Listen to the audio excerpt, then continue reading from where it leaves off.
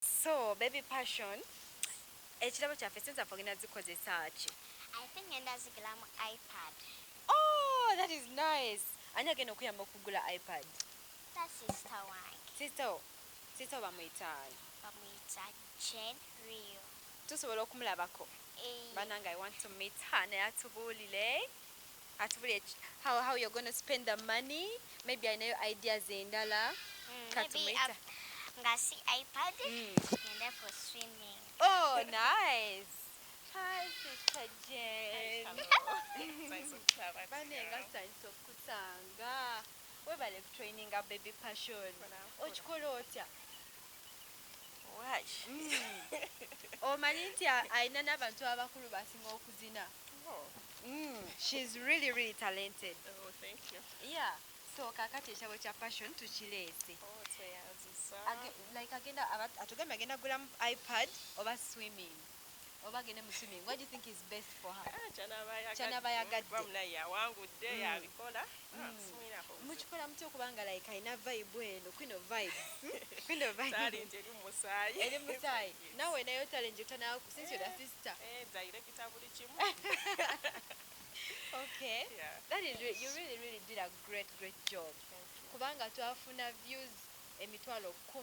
That is a big deal. It's a very big mileage for us. Thank you so much. Kayimba kalungi naffe twakane tugamba kandi tukaleka. Kuba kayina vibe kalungi. Gamba naye sibalina kumanya. Okay. Yeah. Thank you so very much. We really appreciate. Hi. What's up? What's up? Passion, what's your name? What are your names? My name is Passion Julie Chisachi. Somla ku Kind Mothers Nursery and Daycare Center. Si by'abantu bakulu. Sister wange ya. Sister wange ya training.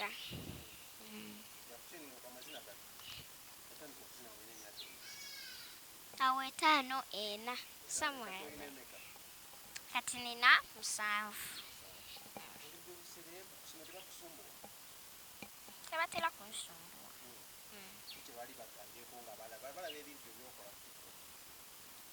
Simanyi. Kubanga nze sibeera mu masimu gabwe mbu ndaba bye balaba.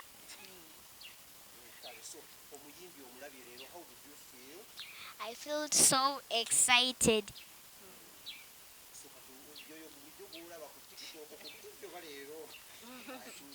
Nawe leero akyusemu ayaka.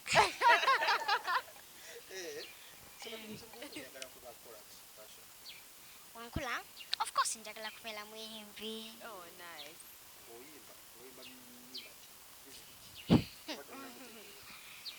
Ndamutegeera nga nkuze. Nice. Yes. Jendi bulungi.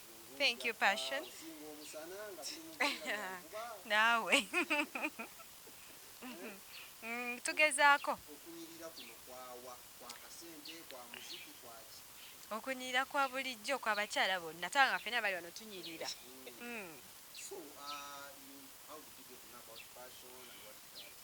So twalina challenge, TikTok challenge nga balina okukolera challenge ku lulimi lwaffe olwa ddawa. So nga challenge bayita ddawa pesa ne tukateekayo ku TikTok ne tugamba nti challenge enaasinga tujja kugiwayo ekirabo. So we were happy that Passion jumped on board naye n'atwalaganya banne mu speed ey'amangu. Yeah, so tuka olwalero nga twagamba tugenda gaba ekirabo ku 30th era okutuuka olwalero nga yafunye likes ezisinga.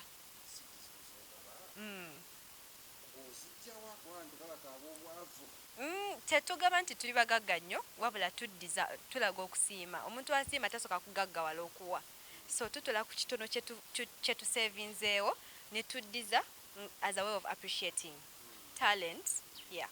Okay, where do you see yourself as an artist? Of course, my target or my goal is to be one of the top artists. First in Uganda at home, and then East Africa, and then Africa, and then internationally. Yeah. So that's what we're working on. So do you think this challenge is going to add on the next thing of career? Kitwongeddeko nnyo already. First of all, to meeting the young talent. which is very important for our industry. Ekyokubiri akayimba ku page ya Passion kwokka 100,000 people viewed it. Netufuna over 10,000 likes. So eyo mileage nene nnyo. Era kingaseeko nnyo. So I'm really, really excited for Passion. Thank you, sweetheart. I'm really, really excited about it. Sister Omuyimbi yange bakola obubadi wamma Omuyimbi yakubira kasimu bakole challenge eno oba how did you get to know what this? Akayimba nakalaba ku TikTok nga kalungi kati nga taddeko nagamba naabakakozemu obulungi biki tujja musima nengamba Passion oliwa nga kayimba kalungi oyo twakatuuliramu kuba akayimba kaye si kazibu nnyo kalungi dakiika zaali ntono nnyo yali akakutte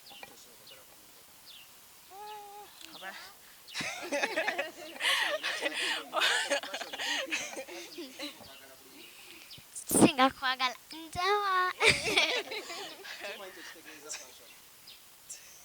Nkaba.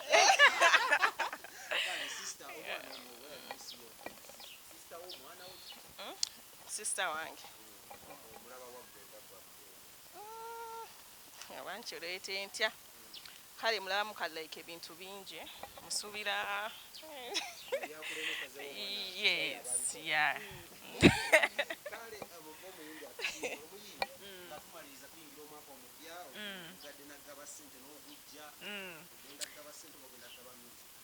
byonna tugenda bigaba music tuleeta omupya and I'm hoping era ojja kukatulamu akapya ketuleeta Passion.